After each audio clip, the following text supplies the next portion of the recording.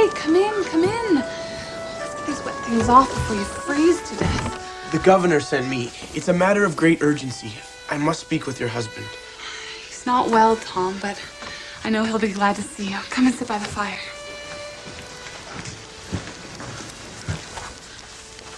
Roger, you must wake up. Tom Miller is here from Governor Winthrop. Tom Miller? Aren't you a sight for sore eyes? What brings you all the way from Boston on a night like this? The governor sent me, sir. I've ridden the whole way with no rest. But it's a matter of great urgency. Mr. Winthrop sends word of great danger for you. The magistrates want to send you back to England. They've dispatched Captain Underhill and his men to take you by surprise.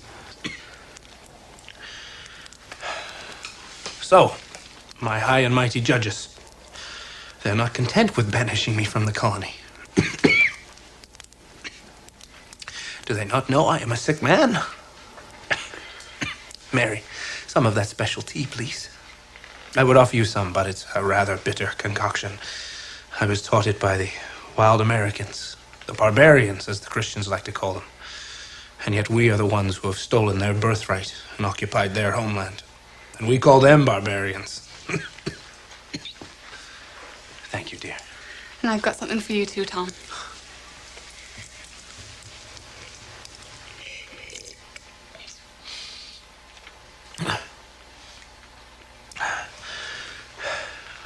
So, it seems as though they are afraid I will find refuge in this wilderness and raise an army of malcontents and nonconformists. This is now their plan for my future. It's the dead of winter, and they want to send me on a ship back to England. Perhaps England would be a welcome change. More civilized and all. Civilized, you say? Let me tell you what going back to England means. Going back to England means falling into the merciful hands of the Archbishop William Laud. I can well remember how civilized he was when he condemned Alexander Leighton for following his own conscience. Leighton? No, you've not heard of him. As fine a Christian as walked. In civilized England, William Laud, in Christian kindness, you can be sure, condemned him to 36 stripes across his naked back, to have his ears cut off, his nose split, and his face branded. And then our Christian friend had him pilloried in the frost and snow. Oh. I suppose my crimes are worse than his. I am to be hounded from my home and family for standing in support of freedom, for preaching the gospel of liberty, and for upholding the rights of every man, even the Indian. Tom Miller, thank you for bringing me this news. Go to the governor and thank him for his warning. I tell him I am not for England. I will live free in this new world, whatever the cost. But, sir, what No arguments, my lad. I'll be fine. I know this good land far better than Captain Underhill, I can assure you of that. And go now. And God be with you. And with you, sir.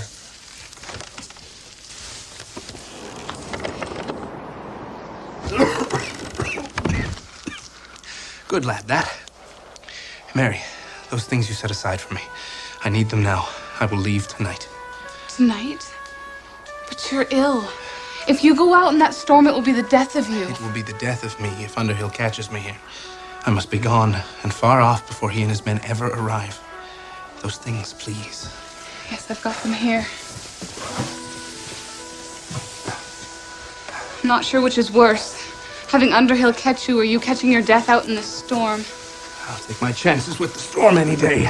At least, kiss your babies goodbye. They will miss you terribly, as will I. Do not disturb them. You will all be in my thoughts every waking moment. And God willing, we will be together very soon. I must go now.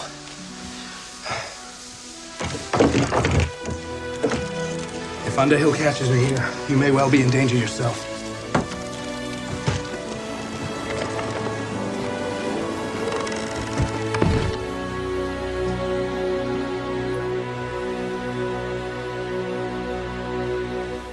Corria o mês de janeiro de 1636, quando Roger Williams deixou sua família e o seu lar para enfrentar o tremendo frio daquele inverno na América do Norte.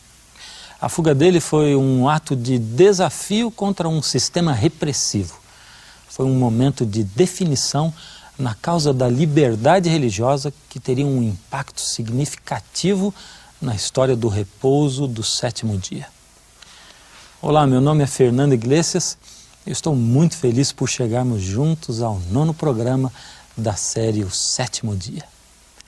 Os historiadores e os biógrafos representam a Roger Williams como um homem de convicções firmes, coração terno, determinado e de vontade invencível. Ele era apaixonado pelos direitos individuais de cada pessoa e defendia a separação entre a Igreja e o Estado, um conceito verdadeiramente radical no mundo onde a religião se fazia cumprir pela lei civil. Depois de fugir de Salem, ele partiu em direção ao sul através do mato sem trilha alguma, sobrevivendo com o que podia tirar do solo florestal. Afinal, encontrou abrigo entre as tribos nativo-americanas que viviam na baía de Narragansett. Seus inimigos devem ter se alegrado por livrar-se dele, mas sua família e amigos desejavam saber se ele sobrevivera ao cruel inverno.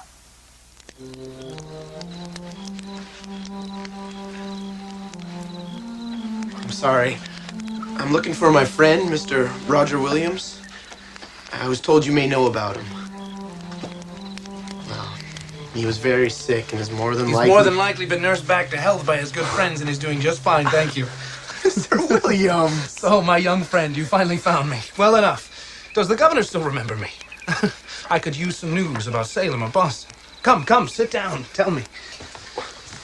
Well, sir, Mr. Winthrop bade me find you and wishes for news that you are well. And Mrs. Williams sends her love too and says that she and your daughters are fine and hope to see you soon. I am well, as you can see. And thanks to God and the kindness of my red friends here, I shall soon have a grant of land, and fairly earned. This is the land of liberty you are seeking. Liberty, inalienable rights, and no power of government over spiritual matters. Does it seem strange to you that I claim freedom for every man? Well, the Puritans of Boston used the sword to enforce their religion. But to force religion on an unwilling convert is nothing less than the rape of a soul. See, Tom, the sword of man can force an entire nation into a sort of formal religious pretense. But that is worthless before God. It is only the sword of His Spirit that can rightly rule over matters of conscience. So, when you go to the governor, tell him, I must act according to my conscience. I will have a land of freedom, where men may live and worship according to their consciences. And take word to Mary that I will send for her soon. I miss her and the babies very much. My youngest is named Freeborn, which is exactly what she is. I am determined that she will grow up in a land of liberty.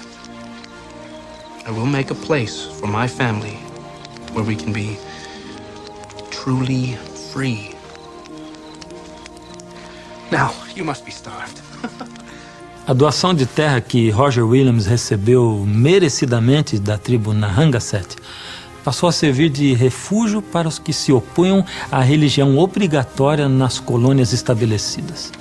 Sua visão de liberdade pessoal se encontra imortalizada na Constituição da colônia de Rhode Island, a colônia fundada por ele.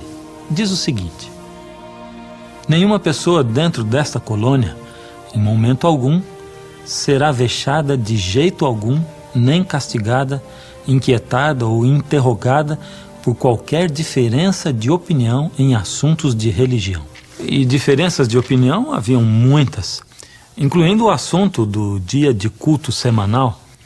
De acordo com a correspondência de Roger Williams, ele reconhecia que o sétimo dia da semana, o sábado, era o sábado do repouso bíblico. Assim, sua colônia de Rhode Island forneceu um lugar fértil e protegido para que a semente da observância do sábado brotasse na América. A notícia da colônia radical de Roger Williams causou muita crítica na terra-mãe, a Inglaterra. Mesmo assim, muitos cristãos, desejando ficar livres da tirania religiosa, estavam dispostos a atravessar o mar e a fronteira inóspita para achar essa liberdade. Entre os que embarcaram para além-mar estavam um casal batista de Tewksbury, Stephen e Anne Mumford. Foram eles que levaram o repouso do sétimo dia ao Novo Mundo. Em 1665, Stephen e Anne Mumford chegaram a Newport, Rhode Island. Provavelmente foram para lá porque ali existiam igrejas batistas, a única colônia com uma liberdade total, incluindo a liberdade religiosa.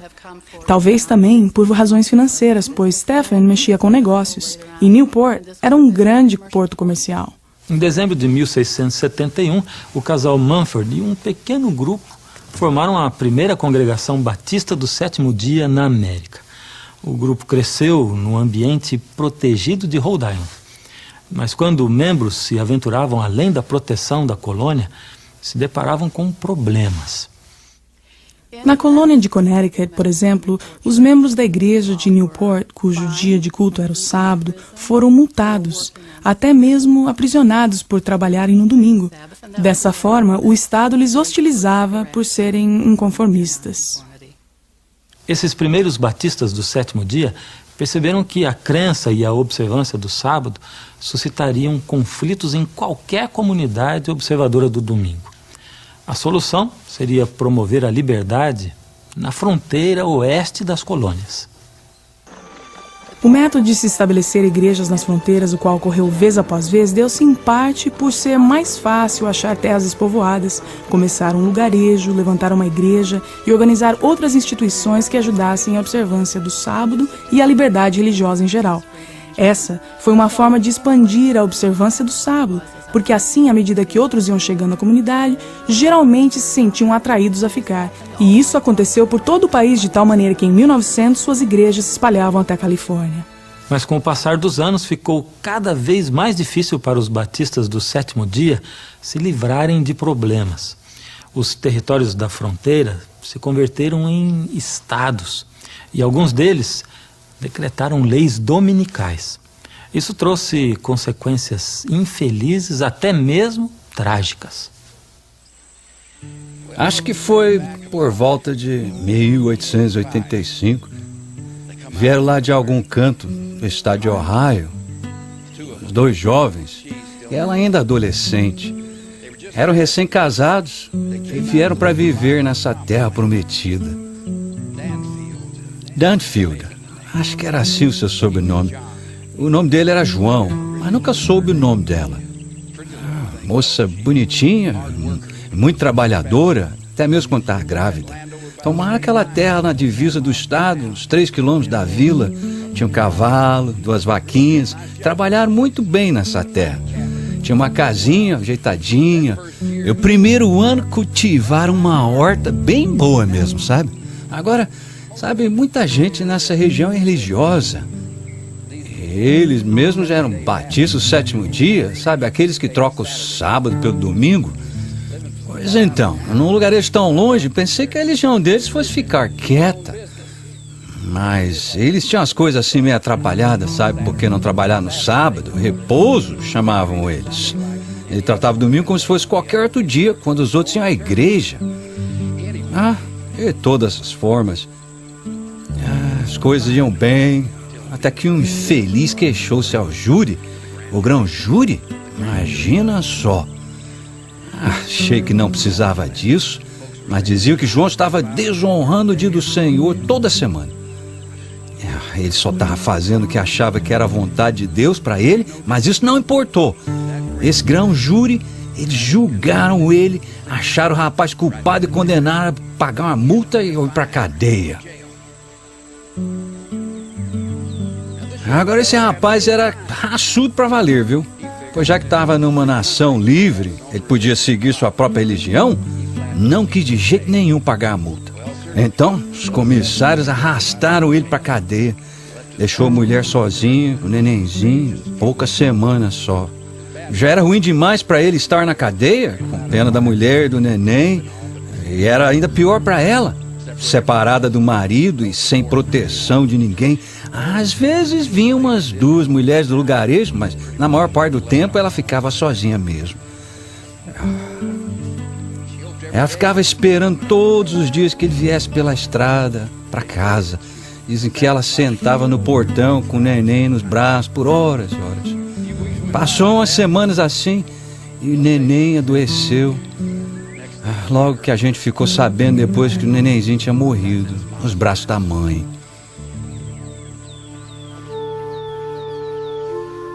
Nossa, viu? Doeu demais ver a moça e um punhado de gente do lugarejo colocando aquele pacotinho na sepultura. Esposo na cadeia, sem poder consolar a coitada. Ninguém também para consolar ele. A própria moça se consumiu toda ali. Depois disso, chorando sozinha noite após noite.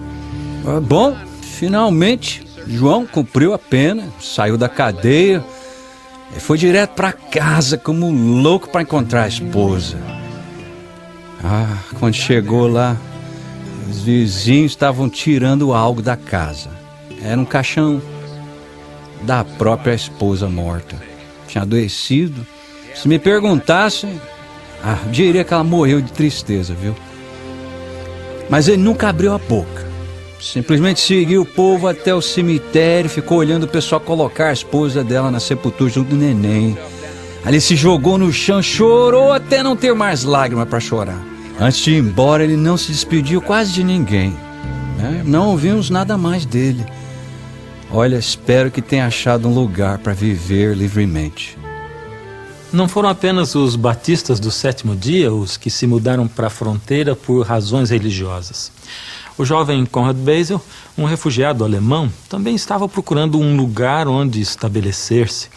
Tinha chegado à Pensilvânia em 1720, procurando um lugar tranquilo para sentir a presença de Deus. Porém, nos povoados ao redor da cidade de Filadélfia, havia muita agitação. Por isso ele se mudou para o oeste desértico, junto às margens do rio do arroio Cocálico, para uma vila que hoje é a cidade de Efrata. Alguns de seus amigos o seguiram para lá e juntos formaram uma comunidade espiritual muito unida, o Claustro Efrata. Beissel guiava a vida espiritual do seu rebanho, instruindo-os na doutrina e na vida cristã. Ele compôs centenas de hinos para dar maior realce aos cultos, hinos que ainda são cantados hoje pelo coral de renome mundial conhecido como o Coro do Claustro Efrata. Levavam uma vida austera, praticavam o celibato, homens e mulheres viviam em quartos separados, porém eles eram muito trabalhadores. Ergueram prédios bem feitos, plantaram roças e hortas e colocaram em operação uma imprensa. Levavam um tipo de vida fisicamente desgastante na fronteira, a qual dava um sentido especial ao repouso semanal do sábado, o sétimo dia. O Sr. Beissel explicou seus conceitos sabatistas num tratado que escreveu em 1728, Mysterion Anomias, ou Mistério do Desrespeito à Lei. Nesse tratado, ele explica que o sábado é um dom da graça de Deus para livrar as pessoas do trabalho uma vez por semana. Era aos sábados, quando o Sr. Beissel e seus companheiros podiam comer pão sem cansaço nem fadigas. Os outros 6 dias da semana eram definitivamente dias de trabalho. Isso colocou a comunidade de Beissel em conflito com as leis dominicais da colônia da Pensilvânia. Por exemplo, em 730, a comunidade de Efrata se meteu em conflitos legais por violar as leis dominicais dessa colônia. Alguns membros chegaram a ser detidos e aprisionados em Lancaster.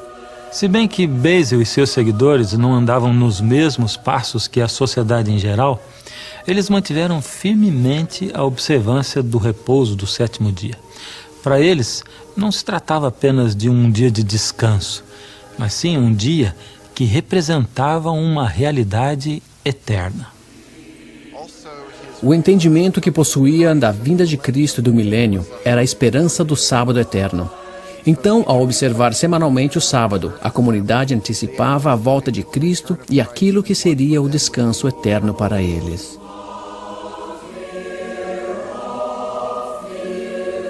Assim como Basil, Niklas Ludwig von Zinzendorf nasceu na Alemanha.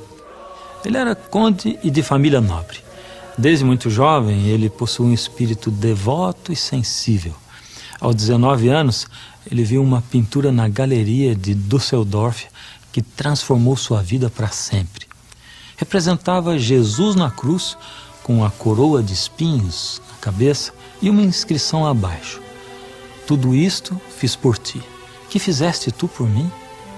O conde Zinzendorf dedicou o resto da sua vida a responder esta pergunta. Em 1722, ele permitiu que um grupo de refugiados se instalasse em sua propriedade na Alemanha Oriental. Era o remanescente de um movimento religioso morávio, cujos ensinos provinham de João Hus, que havia sido martirizado uns 300 anos antes. Mas apesar de ter sido sempre luterano, Zinzendorf favoreceu um reavivamento espiritual entre os morávios, reanimando-os na fé e inspirando-os com uma nova visão. Na realidade, ele chegou a ser o bispo da Igreja Morávia Renovada. Zinzendorf conseguiu enxergar como se podia partilhar a mensagem do amor de Cristo ao mundo inteiro. E foi assim que, começando em 1732, ele enviou missionários morávios por todo o mundo, ultrapassando barreiras culturais ao levarem o Evangelho. 9 anos depois, em 1741, alguns missionários de Zinzendorf chegaram ao leste da Pensilvânia para o trabalho missionário entre os índios. Fundaram a cidade de Belém e pouco depois o próprio conde chegou por lá para organizar a comunidade e avançar a missão. Nicholas Zinzendorf cria que os índios eram as 10 tribos perdidas de Israel. Dessa forma, para se converterem em verdadeiros cristãos, eles precisavam entender o patrimônio judeu, o qual incluía a observância do sábado. O próprio Zinzendorf observava o 7º dia da semana para repousar e manter comunhão com Deus e com seus irmãos crentes. Ele recomendava aos morávios, no lugarejo de Belém, que praticassem o mesmo. Esses concordaram unanimemente, declarando: o sábado deve ser observado em tranquilidade e em fervorosa comunhão com o Salvador. Contudo, parece que Zinzendorf não tratava o domingo como um dia de repouso. Durante o verão de 1742, ele deu uma volta pelas missões morávias indígenas. Num domingo, ele e sua comitiva estavam acampados em Nova York. Enquanto estavam ali, alguns dignitários locais lhes visitaram e encontraram o conde Zinzendorf um tanto distraído porque estava compondo um hino, de modo que não recebeu aos visitantes como estes criam que merecessem. Um desses dignitários se identificou como escrivão e, com um ar de zangado, fez a observação de que o conde parecia estar ocupadinho demais para um domingo à tarde. No dia seguinte, ele forçou a comitiva de Zinzendorf a apresentar-se no tribunal e lhes multou 18 shillings por violar o repouso do sábado. A história do conde de Zinzendorf e sua observância do sábado é um lembrete da tensão existente entre o sábado e o domingo que nos leva de volta até os primeiros guardadores do sábado no 2º século da nossa era. Depois de Zinzendorf, houve muitos outros que estavam dispostos a manter a questão viva em lugares tão diversos como Alasca, China e até a selva da América do Sul. E nós contaremos suas histórias quando voltarmos com o 10º programa da série O 7º Dia.